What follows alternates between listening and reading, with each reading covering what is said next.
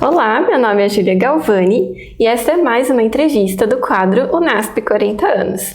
Hoje nós temos a alegria de receber o pastor Flávio Pazini. Pastor, muito obrigada por ter aceito o nosso convite. Ok, uma alegria estar aqui. Então hoje a gente vai conhecer um pouquinho mais da história do pastor Flávio e do seu período de atuação aqui no UNASP. Eu gostaria de começar perguntando para o senhor um pouquinho das suas origens. Então, onde e quando o senhor nasceu? Quem foram seus pais? Ok. Eu tive a alegria e o privilégio de nascer numa família adventista. E mais do que isso, especialmente por parte de mãe, de pioneiros. O meu avô foi um dos primeiros batizados em Santo Amaro, em São Paulo. E, inclusive, quando foi comprado a propriedade lá do Campus 1, na Estrada Tapicerica, quem vendeu foi o senhor Pantalhão, que era amigo do meu avô. E o meu avô,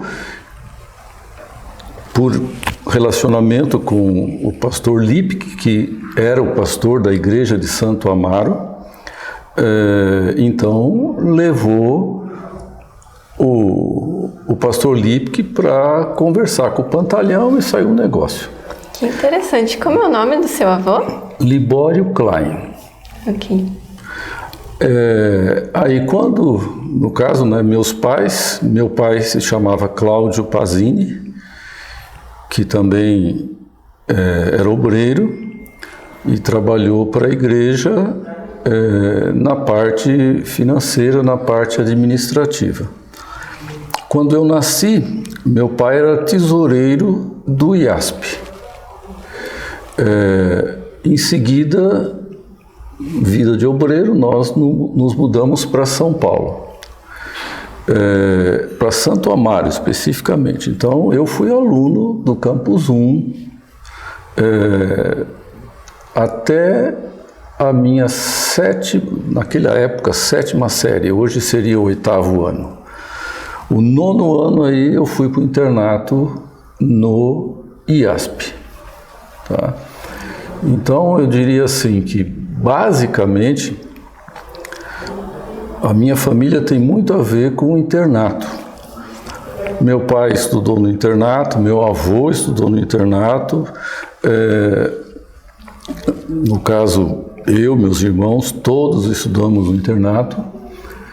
E todo o tempo que eu trabalhei para a igreja foi em internatos. Então, trabalhei praticamente 40 anos para a igreja, todo o tempo em internatos. Certo. Então, somos de uma família tradicional adventista. Por parte da minha esposa, é mais ou menos uma história similar. Minha esposa também nasceu quando os pais dela trabalhavam no IASP. E então, tanto seu pai como a sua mãe também estudaram no internato e trabalharam no internato muitos anos. Então, o internato na minha família tem uma força muito grande. Muito bem. E como surgiu em você o desejo de fazer teologia e de também trabalhar na obra? Bom, essa história é comprida, não é tão simples assim. Veja, quando eu estava terminando o ensino médio, eu fiz contabilidade e fiz colegial. Naquela época o IASP tinha essa opção.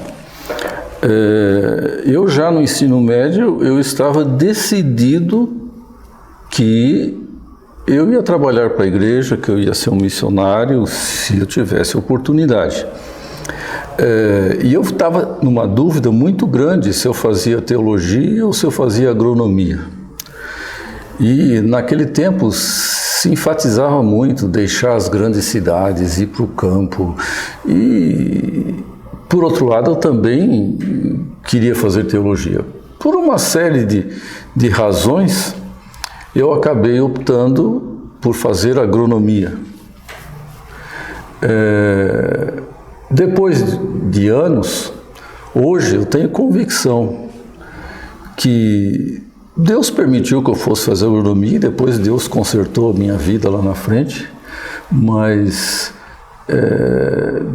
eu sempre quis ser um missionário da igreja e sempre quis ser pastor, mas primeiro eu comecei como engenheiro agrônomo e como professor.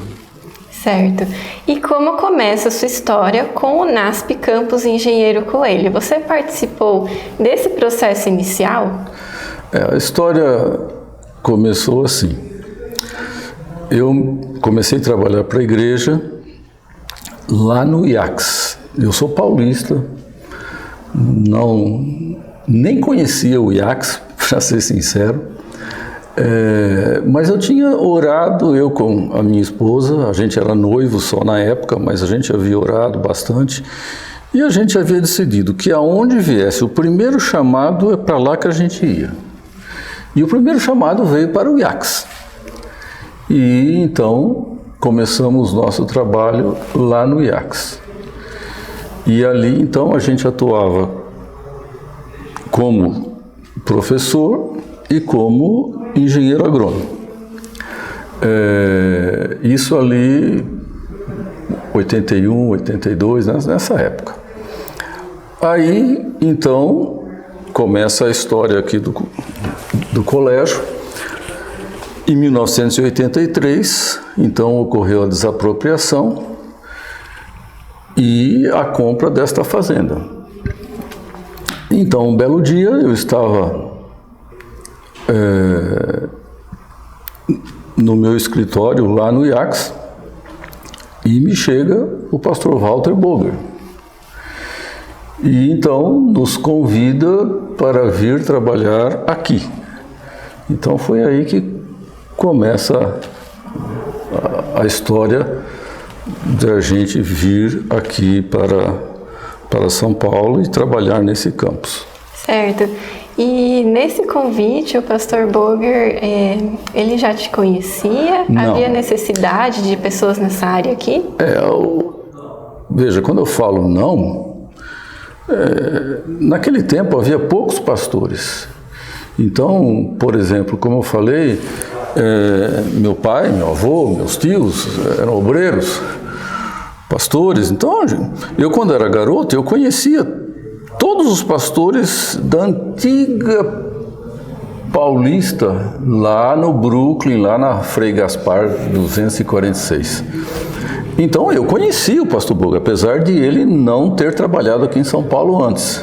Mas eu conhecia ele assim, como hoje, por exemplo, se você me perguntar assim, você conhece o pastor Ted Wilson? Bom, eu conheço, eu sei quem é, mas eu nunca tinha conversado com o pastor Boger, nunca nada, tá? E ele esteve lá no colégio conversando com a gente e então nos convidou. Você pergunta sobre se havia necessidade.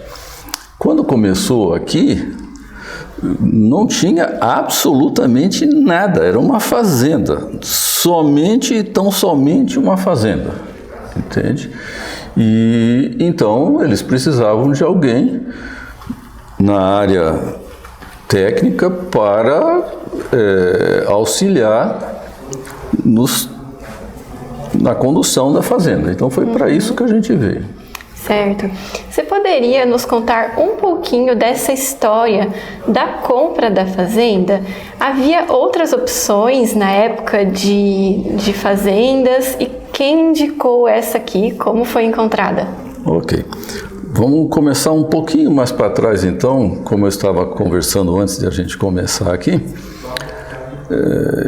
Eu não tenho dúvida nenhuma que a mão de Deus esteve guiando todo o processo. Como eu lhe disse, eu fui aluno lá no Campus 1. Eu acompanhei o desenvolvimento urbano ali ao redor do Campus 1.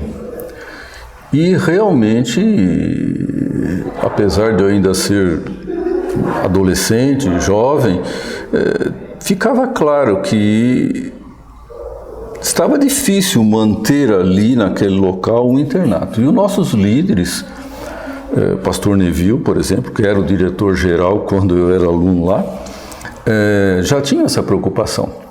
Mesmo antes de desapropriar, já se pensava muito antes. Então, por exemplo, em 1974, se eu não me engano, foi comprada uma propriedade em Juquitiba.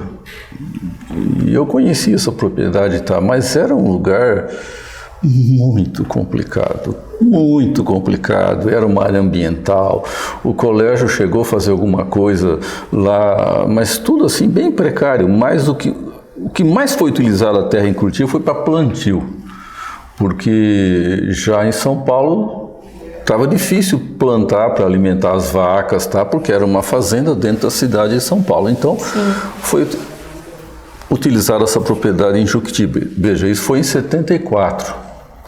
Depois, o colégio mesmo se deu conta que ali não era o lugar.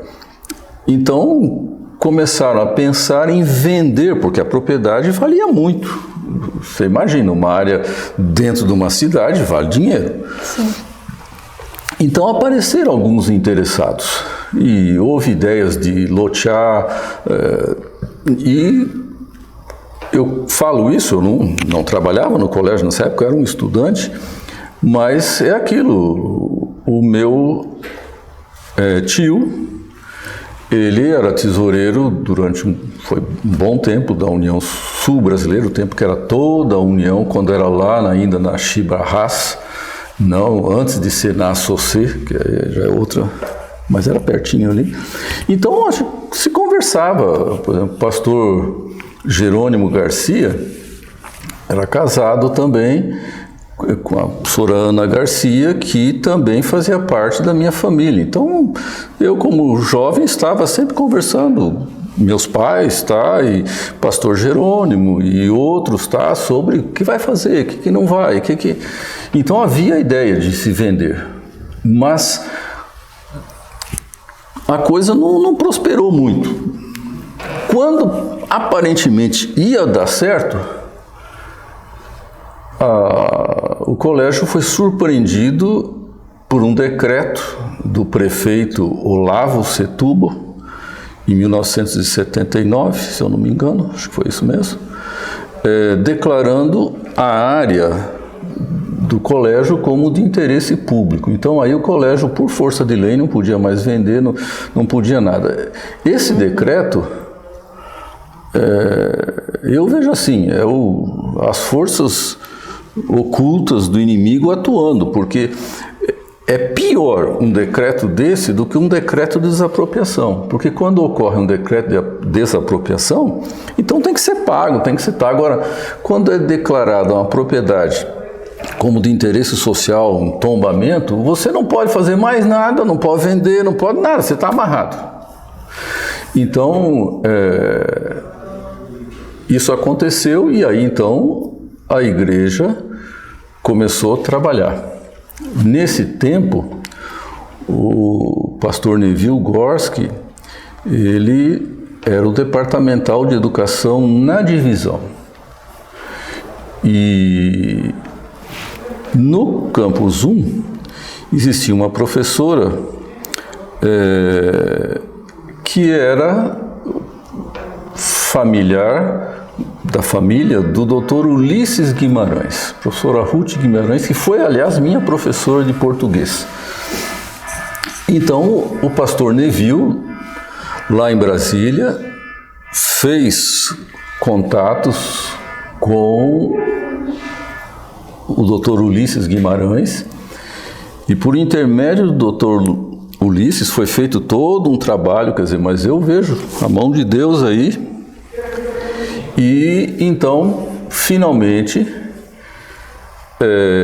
esse decreto foi mudado para um decreto de desapropriação em 1983, quando era prefeito de São Paulo, Mário Covas.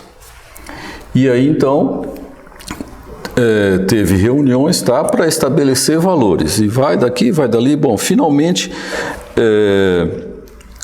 no mês de julho de 83, então foi fechado a desapropriação de uma boa área do campus 1, ia permanecer o núcleo ali e mais uma parte para Superbom.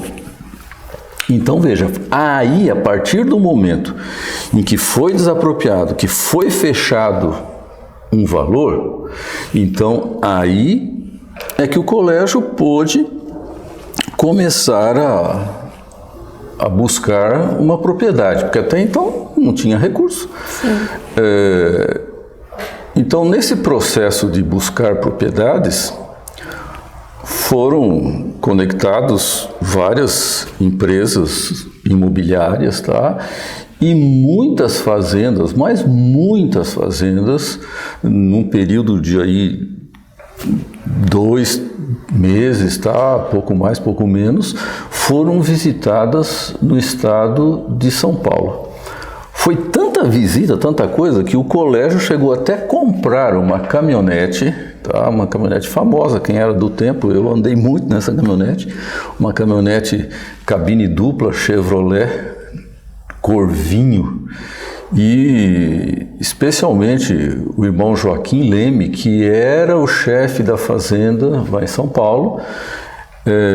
Ele visitou muitas fazendas e quando achava uma fazenda mais interessante, então a diretoria, no caso o pastor Boger, o pastor Adolfo, a administração da União, ia dar uma olhada, mas o irmão Joaquim foi o que mais visitou propriedades. Bom, depois de ver tantas propriedades, finalmente ficaram ali com umas 4 ou 5, uma meia dúzia, e analisaram e resolveram colocar diante da comissão administrativa 2 propriedades que, por coincidência, estavam em Tatuí. Mas veja, a Casa Republicadora ainda estava lá em Santo André, também tinha planos de mudar, mas não tinha ideia que ia ser para Tatuí. Então foi uma coincidência. Então, o que aconteceu? Havia também uma preocupação que tinha que investir logo o dinheiro. O Brasil passava por um processo de inflação alta, um momento político delicado, estava aquele movimento da direta já, e então havia muitas incertezas econômicas, políticas, então era meio perigoso você. Então a igreja também tinha essa preocupação de andar rápido. Então convocaram uma comissão administrativa, uma mesa administrativa do IAE ampliada, para ir visitar essas 2 fazendas em Tatuí. Isso foi feito no dia 31 de agosto de 1983. E você vai dizer assim, não é possível. Pois é, mas é possível. Eram 41 pessoas. E depois de visitarem as 2 fazendas, as 2 realmente eram espetaculares, votação 21-20. O pastor Rui Nagel, que era o presidente da divisão, ele disse, isso não é decisão. Está dividido, né? Mas, como eu falei, a igreja tinha necessidade e preocupação, porque realmente o momento do Brasil era meio conturbado. Então, bom, 21-20, houve pelo menos um voto a mais, tá? Vamos negociar. Então, seguiram as negociações para ser comprada esta fazenda em Tatuí. Mas havia 2 probleminhas. Veja, isso foi em 31 de agosto. Então tomou a decisão, 21-20, vamos comprar uma fazenda em Tatuí. Um problema é que a prefeitura não havia ainda pago a primeira parcela. Então, estava para sair o dinheiro, mas não tinha o dinheiro ainda. E outro problema é que havia certas situações jurídicas com relação à fazenda que os proprietários tinham que resolver. Então ficou um tempozinho ali meio meio parado. Então aí o que aconteceu? Então aí eu vejo mais uma vez, então para mim, Deus atuou para mudar o decreto de interesse social para desapropriação. O valor ajustado foi muito bom, foi um valor realmente correto, quer dizer, Deus atuou nisso aí. Então aí o que aconteceu? Nessa semana que seguiu ao 31 de agosto da reunião lá em Tatuí, o irmão Valdir Bartarim e o irmão Reinaldo Modro, que foram também funcionários pioneiros aqui nesse campus, o irmão Reinaldo já é falecido,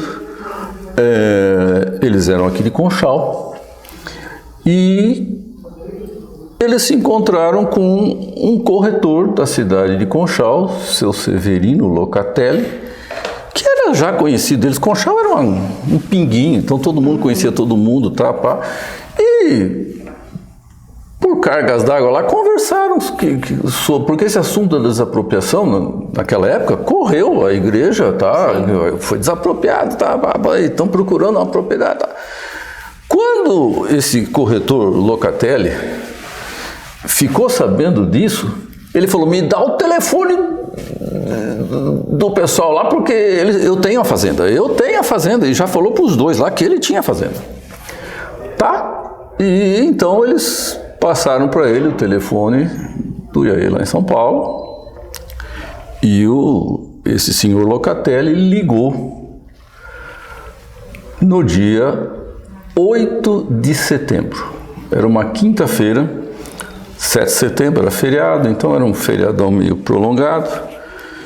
E o próprio pastor Boger me contou que ele ligou e o pastor Boger falou: olha, amigo, ok, agradeço o seu oferecimento, mas nós já estamos caminhando em direção a uma propriedade, tá? Então, em outras palavras, você chegou meio tarde. Sim.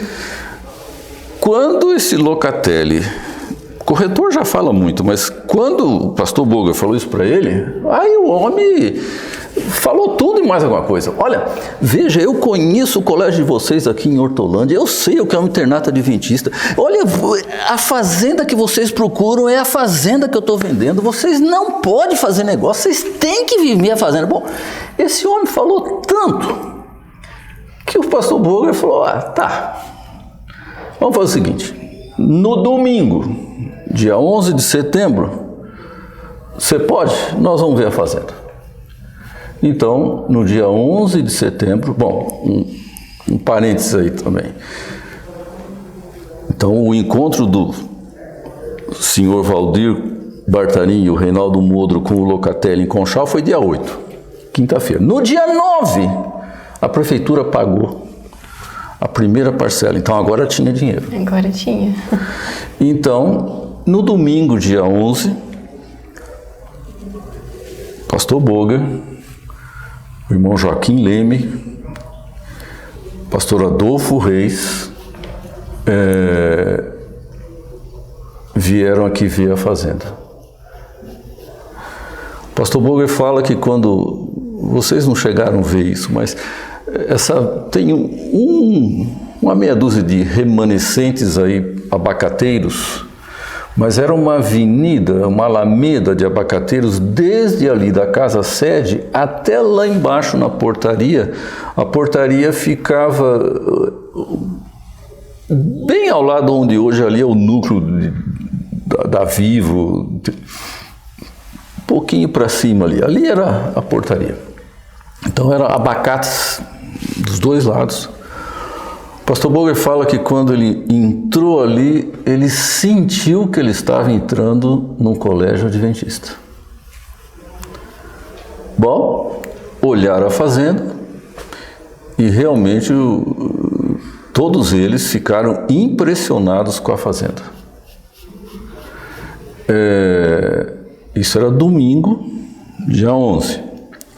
Então, daqui mesmo, o pastor Borba estava junto, que era o presidente da União, conversaram, vamos convocar a comissão que tinha dado 21 a 20 para vir aqui ver esta fazenda.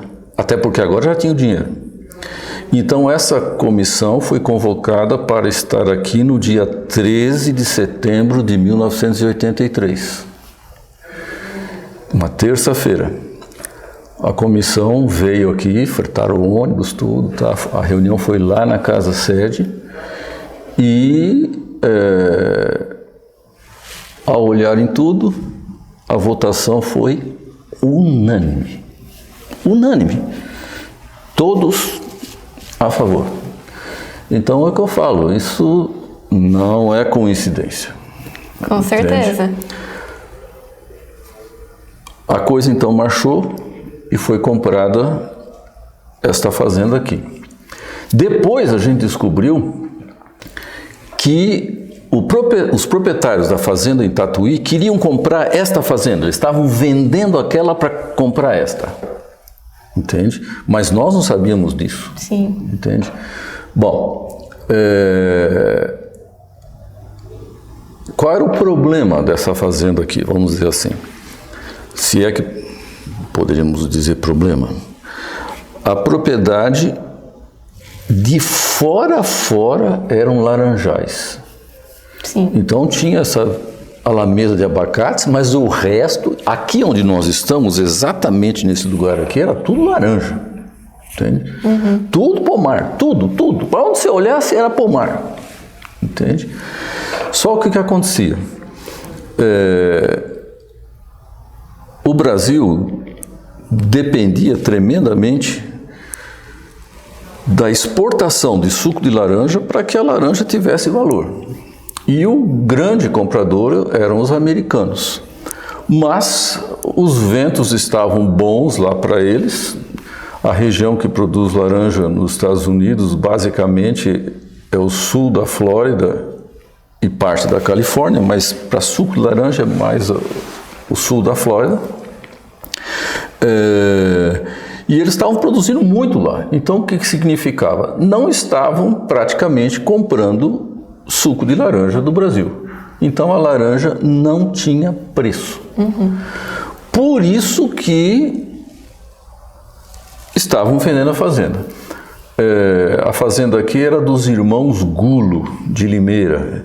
Eles até hoje estão por aí, quer dizer, não sei se são vivos ainda, pelo menos os descendentes, e eles trabalhavam basicamente com bijuteria. Limeira é um grande polo de produção de bijuterias. E eles tinham uma indústria de bijuterias e outras empresas. Tem até uma funerária também, Gulo, em Limeira, tá bom. E quem cuidava da negociação era o senhor José Roberto Gulo, representando os irmãos.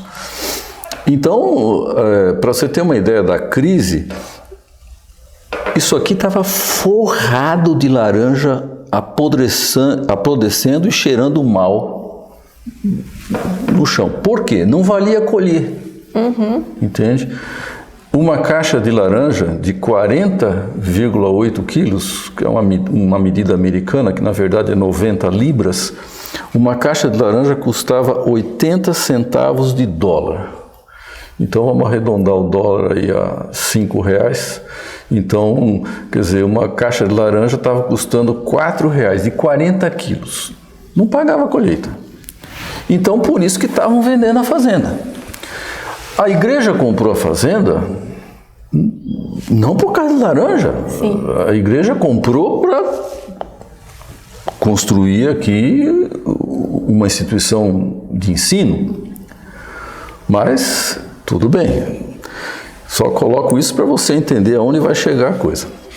Bom, então, a gente considera, o pastor Boger sempre considerou 13 de setembro como a data desse campus por causa dessa reunião que tomou a decisão, que foi no dia 13 de setembro. Agora, efetivamente, o colégio tomou posse da fazenda na sexta-feira, 30 de setembro. Então, no dia 30 de setembro, o irmão Joaquim Leme veio para cá e assumiu a fazenda, porque a fazenda foi comprada de porteira fechada. E porteira fechada é quando tudo que está dentro, está dentro. Então, tratores, caminhões, implementos agrícolas, veículos, tudo que tinha. E é comum, quando acontece esse tipo de coisa, nesse processo aí, desaparecerem coisas. Então, quer dizer, o irmão Joaquim veio aqui, pá, fez um inventário de tudo e pum, ficou como, vamos dizer assim, polícia, olhando tudo, não sai nada mais daqui da fazenda, tá? Que agora a fazenda é da igreja. A escritura, efetivamente, foi passada no dia 4 de outubro, tá? Então, agora vamos falar um pouquinho de números, tá? Essa primeira fazenda, Fazenda Lagoa Bonita, ela tinha 176 alqueires, mas o colégio entendia que era necessário um pouco mais de área. Então, imediatamente, antes que as pessoas soubessem o que ia ser isso aqui, e aproveitando que as terras estavam desvalorizadas por causa do preço da laranja, porque não era só aqui que tinha laranja, os vizinhos também, todos tinham laranja. Então, o colégio continuou comprando propriedades, assim, uma atrás da outra. Então, essa foi a maior fazenda e foi a primeira. 176 alqueires. Agora, no total, o colégio comprou aqui 356 alqueires. Então, quer dizer, mais do que o dobro, um pouquinho mais do que o dobro dessa primeira fazenda Lagoa Bonita. Então, só que isso levou meses, não foi assim de repente, tá? Mas o colégio procurou comprar o mais rápido que pôde. Agora vamos voltar a esta fazenda. Então, essa fazenda aqui, no dia 4 de outubro, foi paga a fazenda 534 milhões daquele cruzeiro que não existe mais, tá? Mas serve de referência para você entender os números onde a gente vai chegar. Então, pode dizer, em princípio de outubro, foi pago 534 milhões. Bom, nesse meio tempo, foi que o pastor Boger me chamou. Tá? Bom, aí o que aconteceu?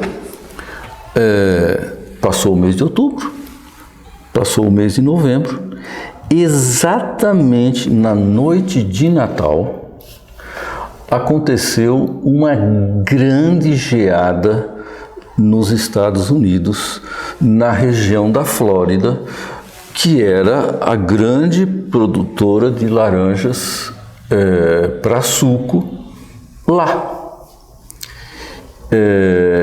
E do dia para a noite, a caixa de laranja, que valia 80 centavos, passou, dependia ali o momento, mas vamos dizer $5. Do dia para a noite. Bom, o que aconteceu? No dia 10 de janeiro de 1984, a Citrosuco, que é uma indústria grande de suco de laranja aqui em Limeira, chegou aqui na fazenda e perguntou: vocês querem 500 milhões? A fazenda foi paga 534, 3 meses antes. Vocês querem 500 milhões de cruzeiros de sinal pela fruta de vocês? Em outras palavras, a fazenda ficou de graça. Nossa, realmente a gente vê que foi a mão de Deus, né?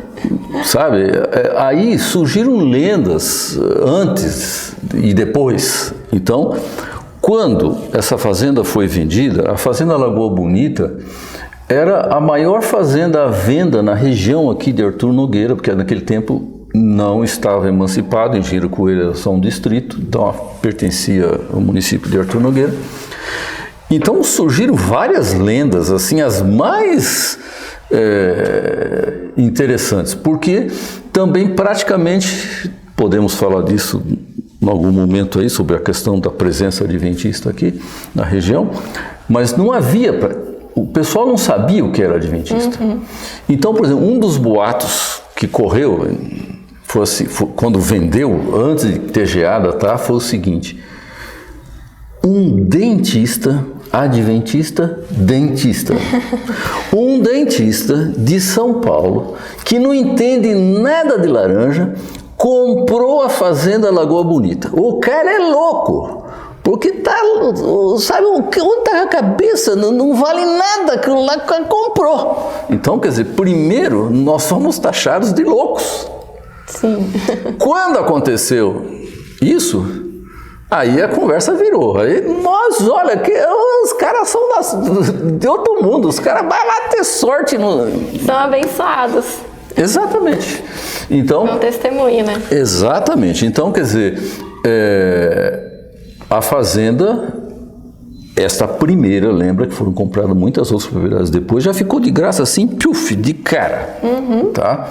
Bom, a situação política, econômica no Brasil seguia complicada. Então, em 84, estava ali terminando também o regime militar. Como eu já falei, o movimento das diretas já. E na época, então, era Tancredo Neves, que depois acabou morrendo, uma história que tá, e Maluf eram os candidatos, mas na verdade queriam era direta já e tal. Então o que a igreja fez? A igreja, quer dizer, o colégio, para não ficar com aquela dinheirama no banco, a igreja tomou a decisão de diversificar os investimentos. Porque para começar, o colégio aqui, também podemos falar disso depois, mas não era assim. Teve muitas comissões avaliando, fazendo todo um estudo, e isso demorou, entende? Na realidade, quer dizer, a fazenda foi comprada aqui, podemos dizer, ali em setembro de 83, mas o primeiro prédio, que foi o refeitório, só começou a construção em 85. Mas não é que não queríamos construir, ou a administração, ou porque não tinha dinheiro. Não, é porque todos os estudos demandavam tempo. Certo. Entende? Então, enquanto não podia começar a construir, o colégio tinha essa dinheirama toda. Então, foi tomada a decisão de diversificar os investimentos. Então, parte foi aplicada em banco, parte foi aplicada em imóveis, parte foi emprestada para a casa publicadora, para daí a casa publicadora ir para Tatuí, e nada a ver com aquelas duas propriedades, outro local, tá, que é onde está hoje. Então, a igreja continuou comprando propriedades em tudo que é canto, desde que fosse, usando uma expressão que se utilizava e se utiliza hoje, galinha morta. Então, foram nessas imobiliárias. Se vocês virem qualquer coisa que está vendendo barato e que é bom e que vale e que amanhã depois a gente pode vender e novamente ter o recurso, nos avise. Isso aí para corretor, nossa senhora, isso era uma festa. Então, a gente recebia proposta, então o colégio comprou casa, apartamento, fazenda, sítio. Bom, nesse processo, então, apareceu uma fazenda. Então, aí essa fazenda quase não se fala dela na história, mas para mim ela tem também, mais uma vez, a mão de Deus guiando. Uma fazenda no município de Bragança Paulista, Fazenda Capuava, 800 e poucos alqueires. Veja, aqui tinha 356, era mais que o dobro do tamanho. Só que era uma região mais serrana, bastante montanhas. Mas essa fazenda era de um dos diretores, na época, do Bradesco. Ele faleceu e a viúva, o senhor Prestes, colocou a fazenda à venda. Era uma fazenda cinematográfica. Pensa num lugar bonito. Para vocês terem uma ideia, na frente da casa sede tinha uma praça dentro da fazenda, que tinha até chafariz, entende? Era uma fazenda cinematográfica. O que aconteceu? Parte dos nossos líderes foram até a fazenda, até se hospedaram, passaram o final de semana lá, porque era um lugar muito agradável. E aí ocorreu o seguinte, alguns falaram, não, o colégio tem que ser aqui, lá em Bragança, né? E nesse momento aqui ainda não existia nenhum prédio. Nada. O que tinha sido feito aqui, no dia 17 de junho de 1984, aquela foto que está lá no meio ali, com o pastor Boger de pé, com a pá na mão, ó, foi lançada a pedra fundamental. Foi só uma cerimônia que veio, na época, o vice-governador, que era o Orestes Quercia. A cerimônia foi mais ou menos ali onde está o refeitório hoje, mas era tudo campo. Não tinha nada aqui, nada, era só fazenda. Mas teve a cerimônia do lançamento da pedra fundamental. E também, enquanto não começavam as obras dos prédios, o colégio estava construindo algumas residências para professores, funcionários, porque esse era um grande problema. Por exemplo, eu mesmo morava num lugar aqui que eu fui o único obreiro que morei naquela casa e se mostrasse essa casa para algum obreiro hoje... sem comentários. Mas não havia. Então o colégio estava construindo casas, estava mais prédios para o projeto educativo, nada. O primeiro que começou foi em 85, que foi o refeitório. Então aqui não tinha nada. Então o pessoal falou, não, o colégio tem que ser aqui em Bragança, não lá em Arthur Nogueira. E aí a comissão, quer dizer, a comissão não, os líderes ficaram, é aqui, é lá, é aqui, é lá. Bom, nessa situação, o pastor Boger, então, falou, bom, vamos outra vez pedir a direção de Deus, vamos orar e vamos ver, mas vamos fazer estudos. Então, o pastor Boger pediu para mim, no caso, falou, Flávio, você vai fazer um levantamento técnico das duas fazendas.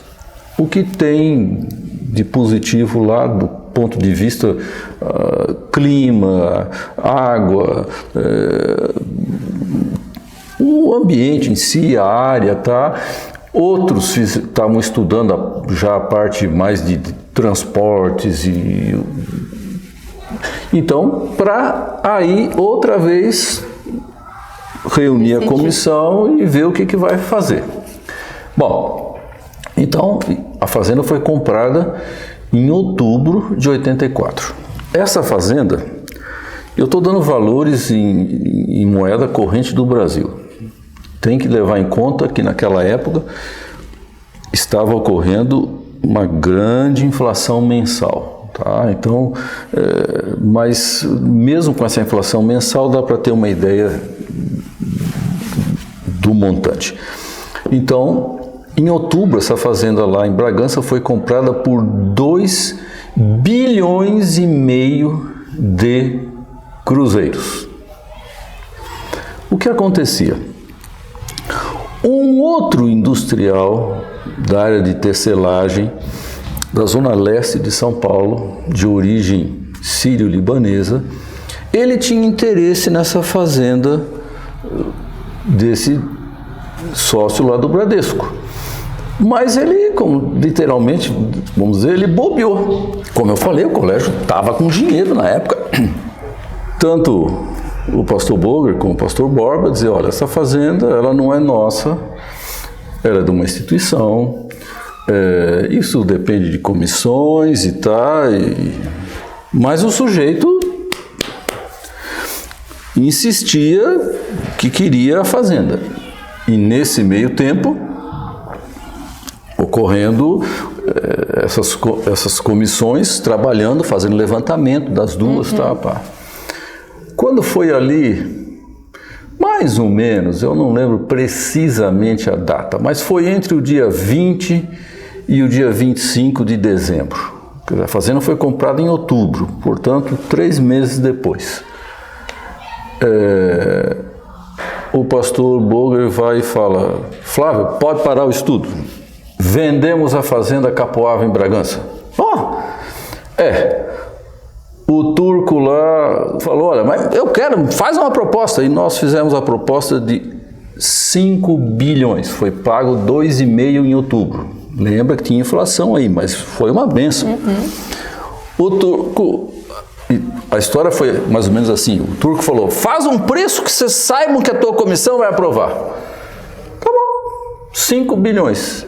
E o turco falou, fechado. Então, para mim, mais uma vez, a mão de Deus guiando, olha, é aqui. E esses recursos posteriormente foram usados para as construções. Exatamente. Também. Isso, então, permitiu realmente que o avanço aqui pudesse ocorrer, porque realmente era um projeto grande, e é grande, sim, de muita envergadura. Então, eu diria assim, essa é a história do começo de tudo que aconteceu e como Deus guiou. Então eu nunca tive nenhuma dúvida. Sim. Essa instituição é uma instituição de Deus e Deus guiou tudo desde o princípio. Desde o princípio. Amém. Muito interessante a gente saber esses detalhes, né, da história. Agora, voltando um pouquinho para a sua atuação aqui no NASP. Então, você foi chamado para trabalhar aqui na área da agronomia, no princípio. Exatamente. Quais funções você serviu aqui no NASP? Tá. Então, vejo. Aqui, como eu disse no começo, era simplesmente uma fazenda. Não tinha nada mais do que isso.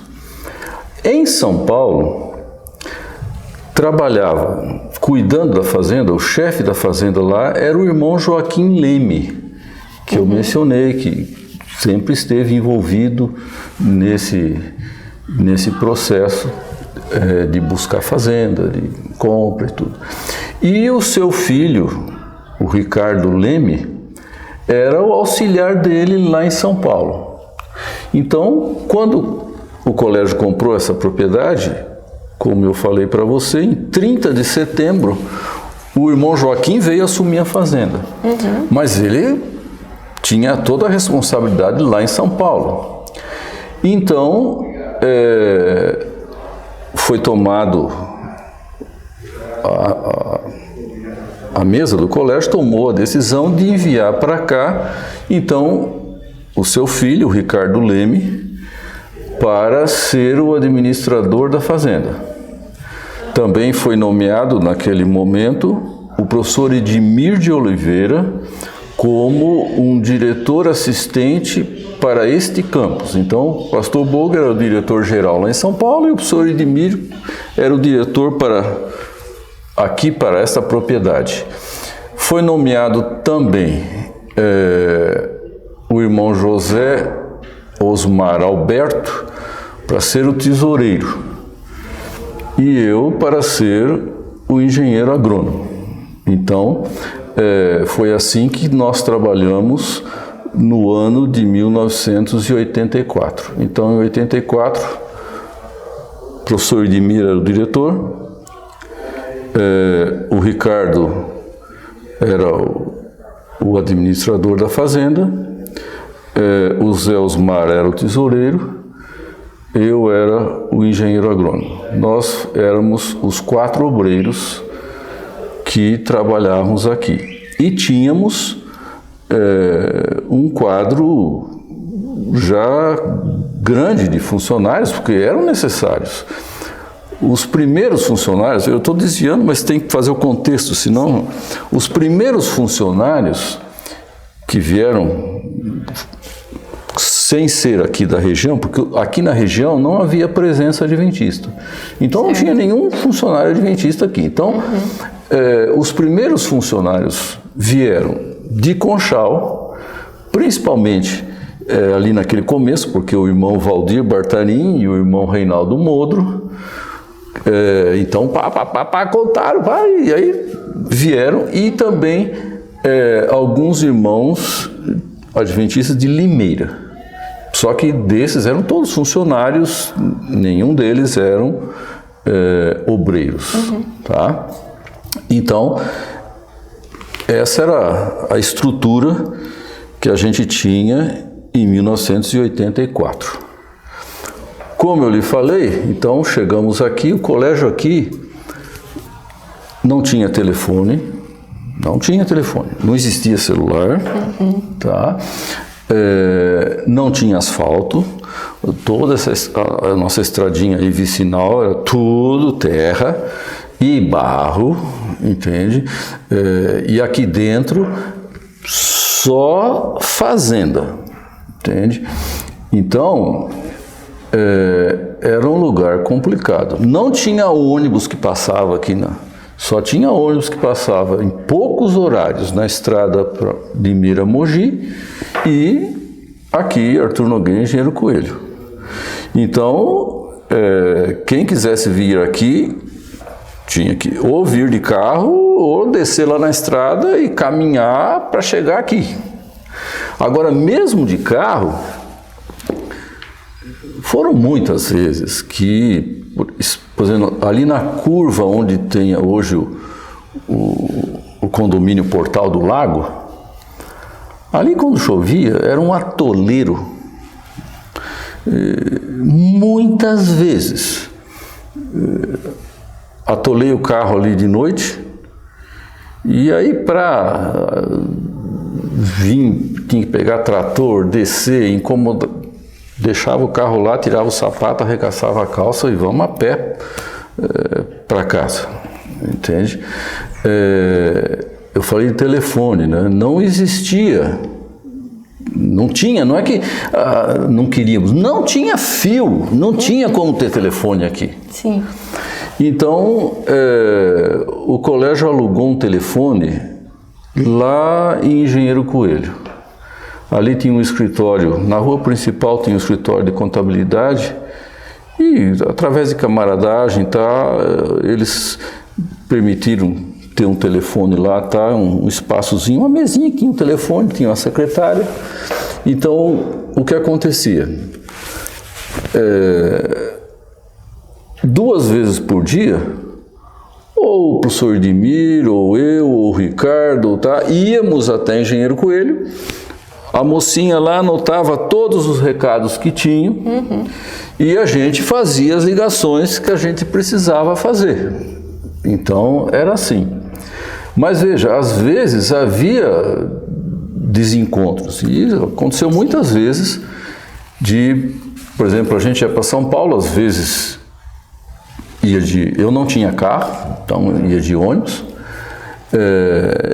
e a gente combinava. Olha, eu vou voltar com o ônibus de tal hora, vou descer lá na estrada. Então, o Ricardo, alguém ia me buscar, o professor Edmir ia me buscar.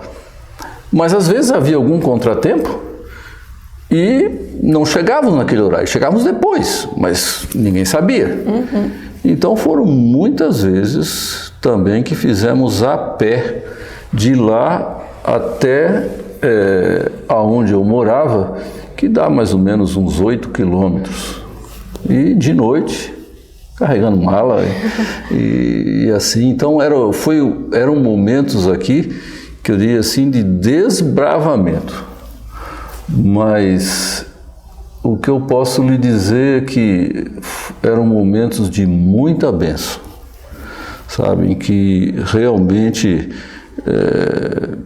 a gente, com todas as dificuldades que havia, a gente desfrutava. 84 e 85, eu atuei somente como engenheiro agrônomo.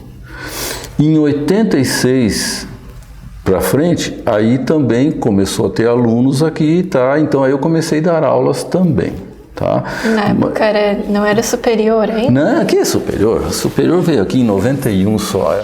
A escola aqui começou somente com o primário. Sim. Uma escolinha, uma sala só. A professora Raquel Modro, que era filha do Reinaldo Modro, que é casado com o Joel da Mercearia. Sim. Ela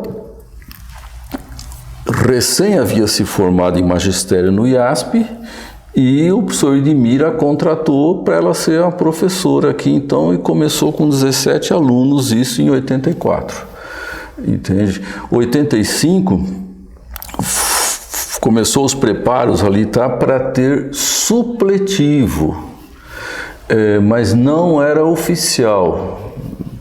Por que o supletivo?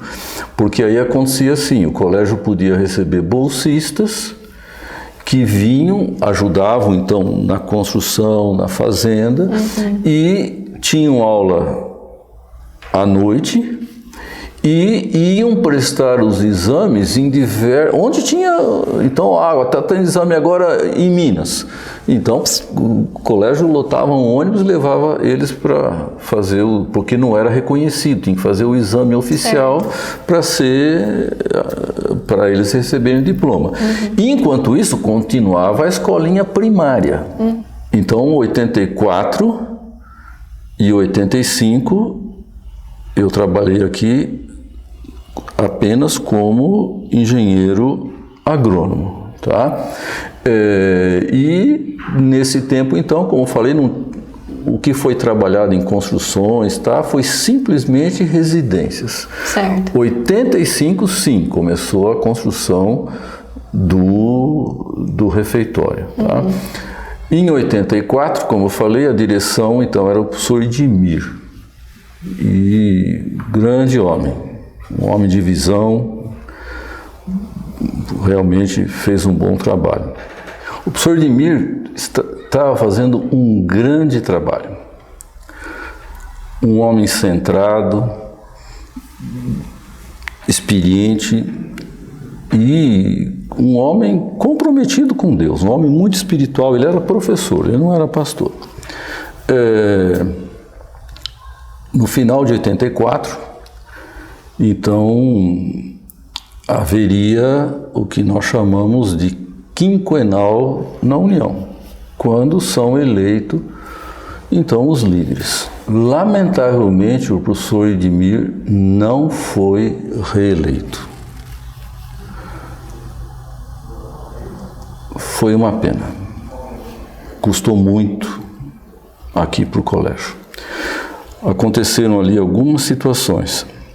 O pastor Boger, ele, no ano de 85 e 86, ele esteve na Andrews, nos Estados Unidos, estudando. E era importante para todo o projeto aqui, tá, que ele estudasse, tá, então ele foi estudar.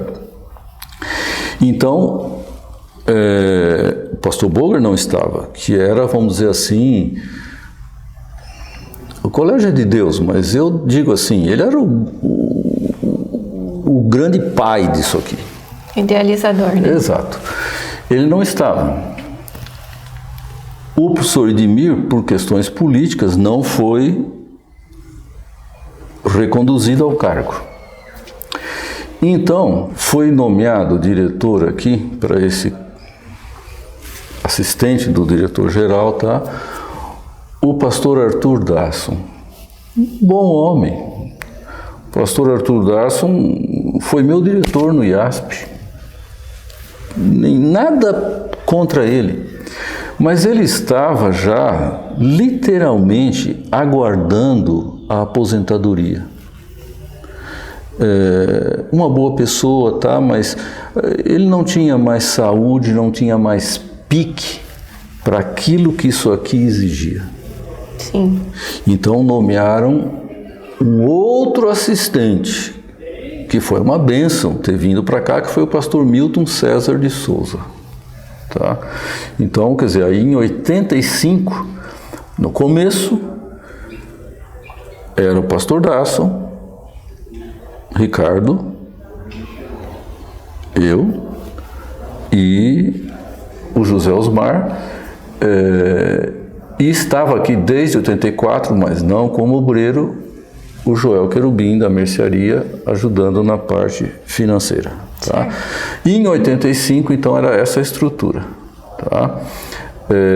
No meio do ano, por ali, com toda essa situação que eu falei, então veio o pastor Milton Souza, que aí então, como diz, as coisas voltaram a andar outra vez. Ele era concomitante ao Arthur Dasson ou ele substituiu? Não, era concomitante. O pastor Arthur Dasson daí então, veja, o pastor Dasson, ele ia lá para a escola, lá embaixo, tá?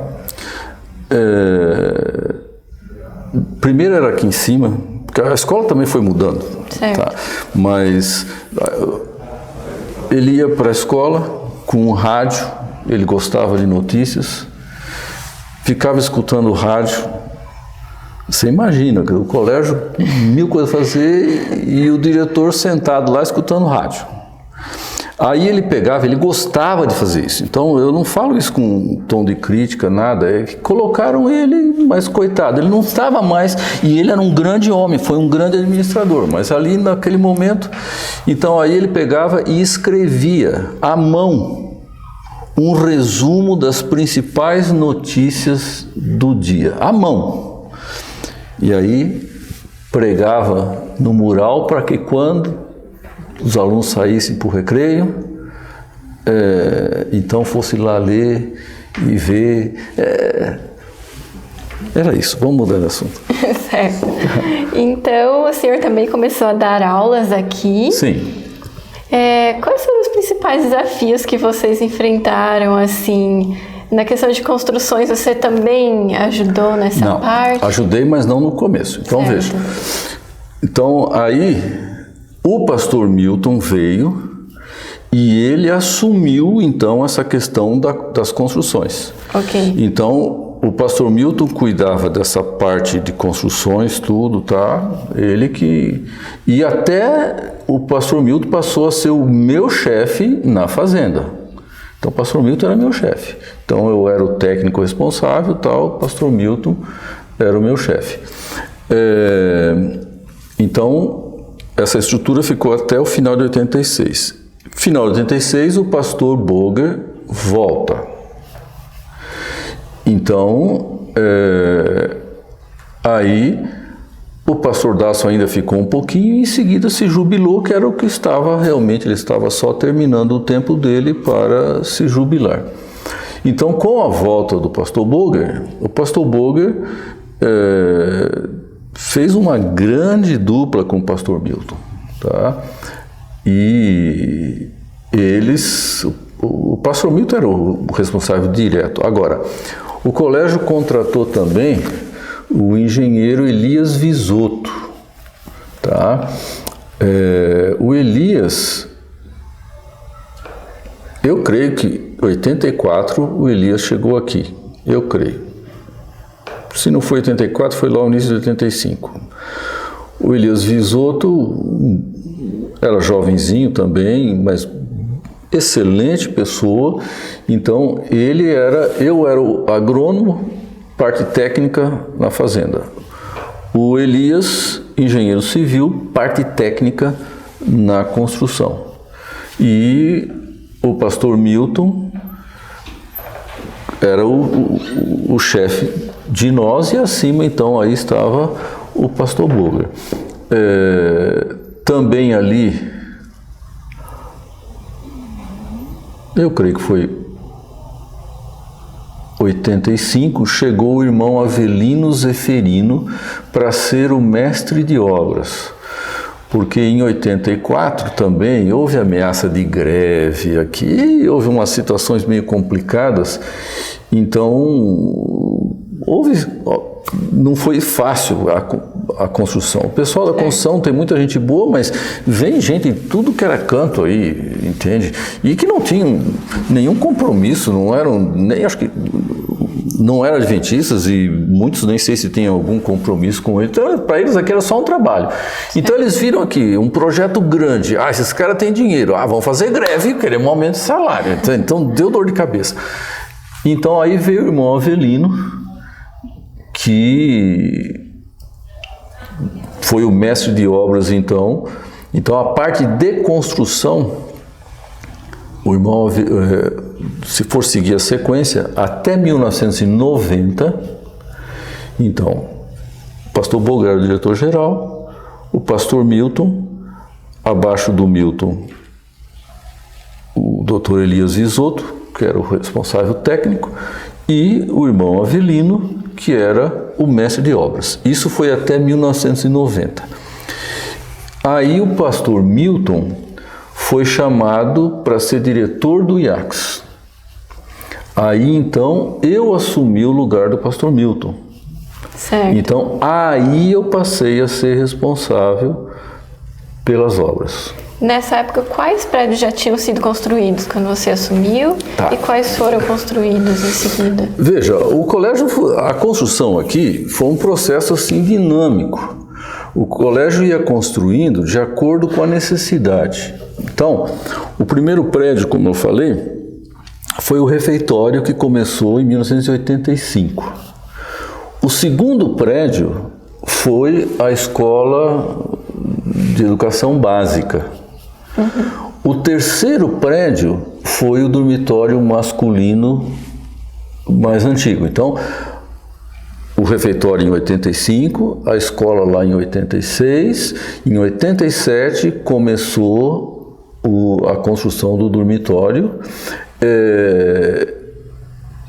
e eu creio que também em 87 começou a construção de onde é hoje creio que é assim, porque depois eu fui embora e a lavanderia e a escola de artes, ali na frente do refeitório. Certo. Tá? E atrás manutenção, não sei se é assim ainda. Então isso tudo foi 87. Só que era assim. Então, por exemplo, o refeitório. O refeitório ele tem um formato de um H. Não foi feito tudo de uma vez. Então, bom, no começo só uma perna do H atendia. Então vamos fazer uma perna do H. Entende? Bom, no dormitório masculino, também o dormitório tem uma ala assim, uma assim e outra assim. Foi feito só a primeira ala de lá. E era um piso ocupado por rapazes, outro piso ocupado por moças. Enquanto não tinha o prédio, os rapazes estavam lá embaixo numa construção de madeira bem provisório, que não existe mais, e as moças, havia pouquinhas moças, estavam naquelas casinhas, em algumas casinhas daquelas que tem ali, logo que sai na portaria do lado de baixo ali, tem, são 8 na rua de cima e 5 na rua de baixo. Então tinha umas 3, 4 casas ali que as moças estavam. Então depois veio para cá. Então veja, não quer dizer que o refeitório começou em 85 e terminou em 85. Ele seguiu dele. E todos os prédios seguiram. Certo. Entende? Depois, então, começou em 88 a primeira ala aqui do dormitório feminino. Em seguida veio a construção desse prédio aqui, que se chamou, não sei como chama hoje, Centro de Comunicação. Não sei que nome tem isso aqui hoje. É o mesmo. Tá. Mas veja, ao mesmo tempo, continuava o refeitório avançando, continuava a escola avançando, continuava o dormitório masculino, continuava o dormitório feminino. Então, quer dizer, o processo foi dessa maneira. Então, quando eu assumi isso a partir de 91, esse prédio aqui estava semi-pronto. Quando inaugurou, eu que já estava à frente da parte de construção. Continuamos, como eu falei, então, tocando sala de aula lá embaixo, tocando o refeitório. Então, a construção era um negócio que continuava sempre, tá? Esse prédio aqui, ele foi construído com uma doação, podemos dizer assim, total do Dr. Milton Afonso. O Dr. Milton Afonso,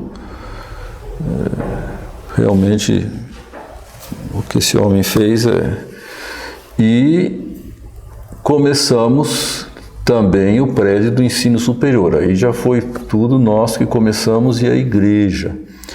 O prédio do ensino superior, ele recebeu o apoio da Fundação Chanchun.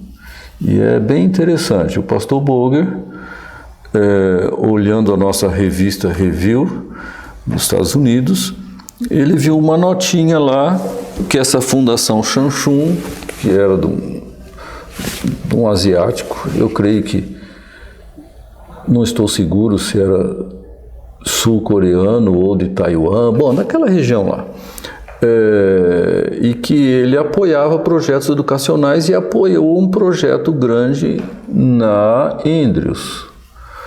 E o pastor Boger, quando ele leu aquela notinha, então, imediatamente o pastor Boger fez planos de ter contato e se aproximar dessa pessoa.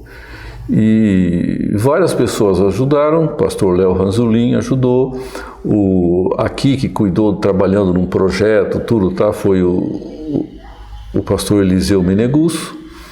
E, finalmente, essa Fundação Chanchun, se a minha cabeça não me trai, deu $720 mil para o prédio aqui do ensino superior, tá? Então, quer dizer, a outra coisa importante aí que eu não falei também nesse período foi a igreja. Sim. A igreja, assim como a escola, não havia outra situação, a igreja foi mudando. Mudou por um monte de lugar aqui dentro, de acordo com os espaços e com a quantidade de membros. Mas não tínhamos igreja. Então, a igreja começou lá na capelinha, depois foi para baixo da árvore, aí quando chovia, porque na capelinha não entrava mais todo mundo. Houve momentos especiais que as reuniões eram lá no barracão da agricultura, do lado de baixo. Houve reuniões temporárias também no prédio que existia, que não existe mais também, que era um prédio provisório para a construção do almoxarifado, que ficava aqui entre esse prédio e a escola. Mas foi um prédio todo de estrutura metálica, tá, que foi feito para desmontar. Na verdade, aquele prédio a gente chamava de almoxarifado, mas ali era, você entende assim, era o depósito de material de construção do colégio. E junto tinha a marcenaria e tinha a serralheria. Então, ali era o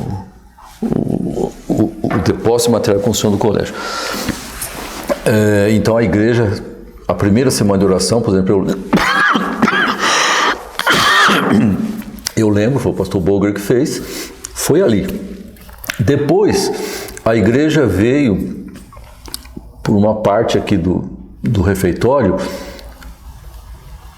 Antes era a padaria ali, mas quando você entra pelo fundo, pro lado de cá, não sei o que é hoje ali. É o auditório central, né? Não, isso foi depois, eu tô falando pro lado de cá. Tá? Ali, se você vai caminhando daqui, a primeira parte do prédio que está em frente ali, a Escola de Artes ali. O que chama hoje auditório central é já na frente lá, porque é uma tira, a cozinha está bem no meio. Sim. Tá? Então a igreja foi para ali e depois a igreja então foi para o que hoje é chamado de auditório central. Só que era assim, a igreja começou, ali tem as colunas, começou usando uma coluna e o outro espaço refeitório, mas separado por um biombo de madeira. Aí a igreja crescia, o biombo de madeira, uma janela para frente. A igreja crescia mais, pumba, outra janela para frente. Então, e era comum, sábado de manhã, a gente está ali no culto, tá? E o cheiro de comida assim vinha, porque era só um biombo de madeira separando. Bom, isso só para falar da igreja. Então aí, o pastor Boger falou, não, vamos trabalhar firme com a igreja. E o pastor Boger começou uma campanha com os funcionários do colégio, com o próprio colégio, separando um fundo para construir a igreja. Então, era voluntário, todos os funcionários que quisessem podiam colaborar, descontavam em folha, e também os departamentos do colégio, todos colocavam também uma parte do resultado para a construção da igreja. A igreja lá do IAE de São Paulo foi construída por o autor do projeto, não, que foi construída, era um arquiteto batista especialista na construção de igrejas, Dr. Valfredo Tomé. E o pastor Boger foi atrás dele, para ele fazer o projeto. Então, nesse período, eu já era o responsável pelas construções, a gente acompanhou todas as reuniões, mas o pastor Boger, ele sonhava com esta igreja, e então ele escolheu o Dr. Valfredo e foi uma excelente escolha, porque esse homem realmente entendia de igreja. Quando efetivamente a igreja começou, nós já tínhamos um fundo em caixa de $400 mil. Foi que ano que iniciou a construção? Ai.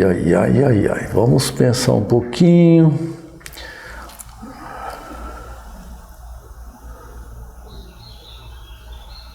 Olha, talvez o pastor Jorge Mário possa, mas eu creio que a pedra fundamental foi lançada em 94, talvez, por ali, 93, mas tem esse dado aí. Sim. Tá? E eu fui o presidente da comissão de construção da igreja por vários anos, e quando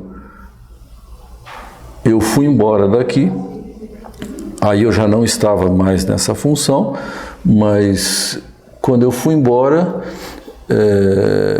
a igreja estava se transferindo de maneira ainda bem precária para o prédio atual.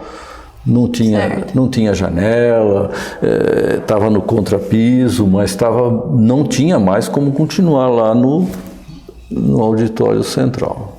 Tá? Essa é a parte da história da igreja. Depois tem a questão da igreja, vamos dizer assim, da pregação do evangelho. Essa é outra história também. Como eu falei, não havia presença adventista aqui. Então, isso também é outro processo. Bom, voltando aqui à minha atuação aqui, né? Então, aí quando eu comecei aqui como engenheiro agrônomo, depois eu passei a ser engenheiro agrônomo e professor, e aí a partir de 91, aí então eu era assistente da diretoria. Então tinha o pastor Boger, que era o diretor-geral, ele tinha um assistente para a parte financeira, que vamos dizer, como a gente chama sempre, o diretor financeiro, o diretor administrativo. Ele tinha um diretor para a parte de internato, que chamávamos de diretor interno. Ele tinha um diretor para a parte acadêmica, que era o diretor acadêmico, e tinha um diretor, então, que naquele tempo se chamava diretor de produção, que era o que o pastor Milton estava e que depois eu assumi, que cuidava então da parte das construções, da parte da fazenda, dos departamentos da escola. Tá? Certo. Esse departamento, essa direção, ela, quando o pastor Boger faleceu, logo em seguida, por uma série de fatores, foi extinta essa direção. Então, esse cargo, na Assembleia de 1998, no final de 98, esse cargo, diretor de produção, deixou de existir. Então, aí eu passei a atuar como professor.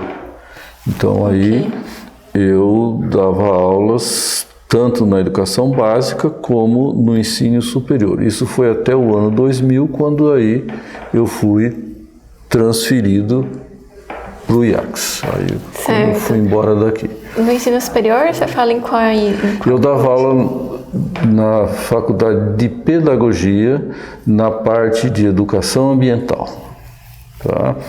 E na educação básica, eu dava aula de matemática e de ciências.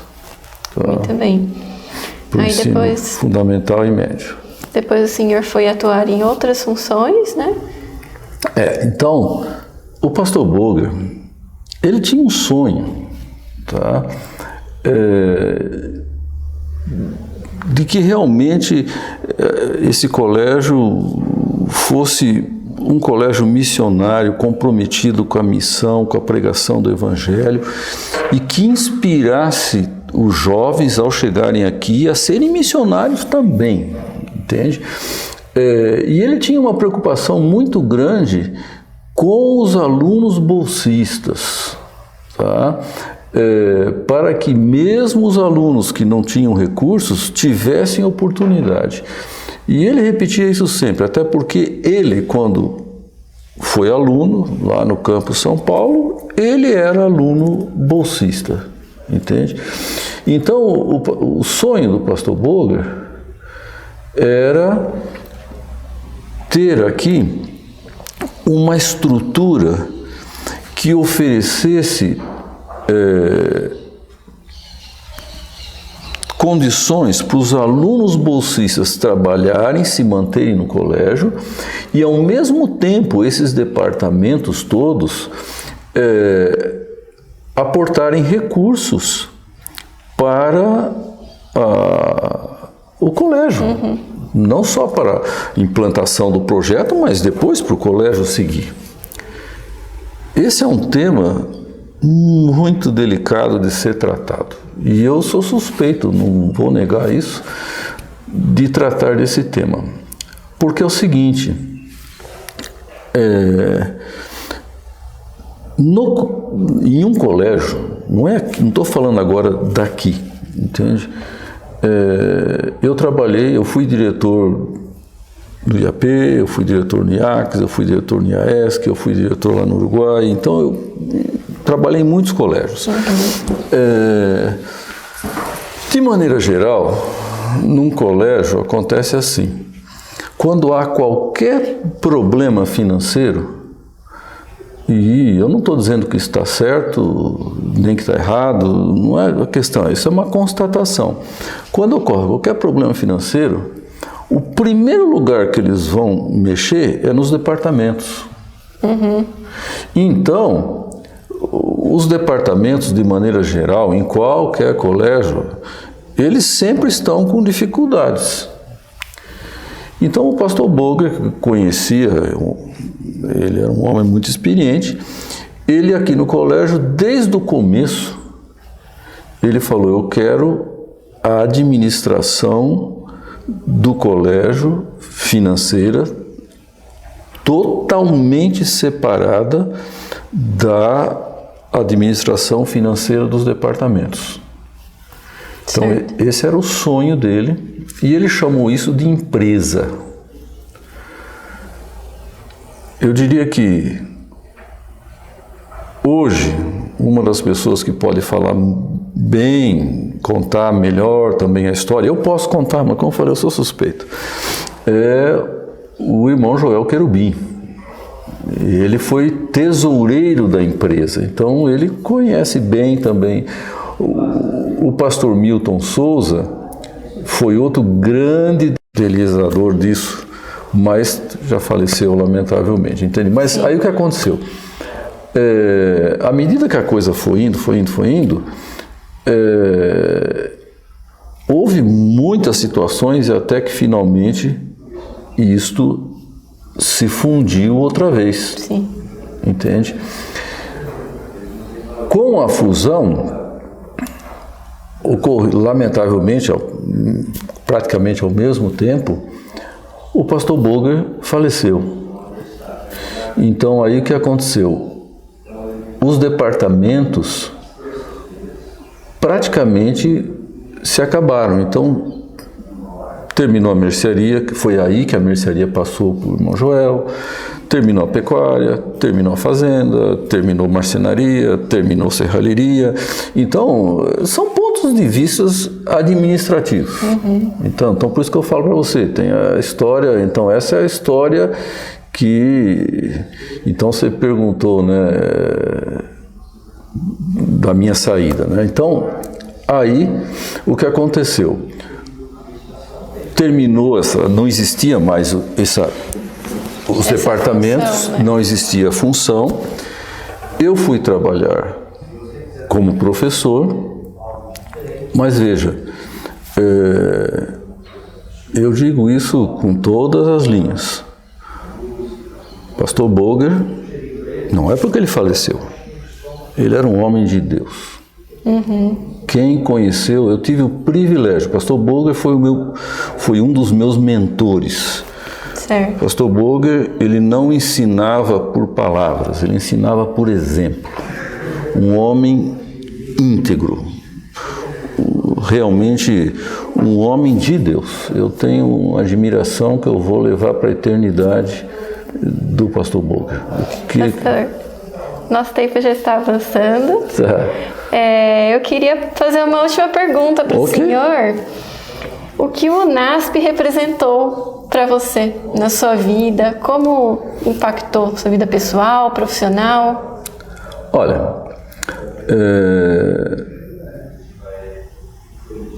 vir trabalhar aqui, para mim, para minha esposa, foi um grande privilégio, uma grande alegria. Minhas duas filhas nasceram aqui, e esse tempo aqui foi o lugar que eu mais trabalhei. Eu trabalhei aqui por 17 anos, então desde o começo até o ano 2000, e muitas histórias. Agora, eu diria assim para você, se eu fosse hoje dizer assim, o que isso aqui representou, o que o NASP representou para mim? O NASP, para mim, foi uma oportunidade, um privilégio trabalhar aqui. Aqui também eu tive o privilégio de trabalhar com o pastor Boger, que foi que me preparou para o que eu ia fazer depois. E aqui eu tive o privilégio de atuar como um evangelista sem ser pastor. Tá? Então aconteceu o seguinte, só para você entender assim rapidinho a questão. Não havia presença adventista aqui. Sim. Então eu e minha esposa, gente, nós vamos ficar reunindo aqui na fazenda, só nós, tá? Enquanto as cidades aqui em volta não tem nada. E nós convidamos, mas lamentavelmente ninguém se animou, e eu entendo as dificuldades. Então eu com a minha esposa, só nós dois, fomos trabalhar, começamos por Arthur Nogueira. É uma longa história, mas tudo bem. E com o apoio total do pastor Boger. E o que aconteceu, né? 17 anos depois, quando a gente foi embora, havia aqui na região 15 novas igrejas onde não havia nada antes. Posteriormente foi formado um distrito Sim, aqui. sim, não, isso é outra história grande. E eu fui ordenado ao ministério por causa deste trabalho evangelístico que minha esposa e eu fizemos aqui em várias cidades aqui da região. Então, o que o NASP significou para mim? Significou uma oportunidade de um trabalho desafiante, uma oportunidade de aprender para servir melhor a igreja com o pastor Boger, uma oportunidade missionária, evangelística, de a gente atuar nessas cidades, nessas igrejas que hoje estão por aí. E quando eu saí daqui, então, realmente eu já não era mais aquele rapazinho que havia chegado com pouca experiência. Quando eu vim para cá, eu tinha 3 anos só de trabalho para a igreja. Aqui, enquanto eu estava aqui, eu fiz meu mestrado em agronomia. Eu me graduei em agronomia pela USP, e depois fiz meu mestrado também pela USP. E depois, isso é outra história também, eu fiz meu mestrado em teologia aqui também. E quando eu fui embora, então, quer dizer, eu diria assim, eu tive todo um embasamento que eu recebi aqui, entende? E isso foi uma bênção para toda a minha família. Minhas 2 filhas trabalham para a igreja e elas, desde pequenininhas, elas iam conosco para o trabalho missionário, estudos bíblicos e tudo. E elas aprenderam ali, tem a mesma chama missionária, tá? Então, o NASP, tanto é que agora a gente se aposentou e resolveu voltar para cá.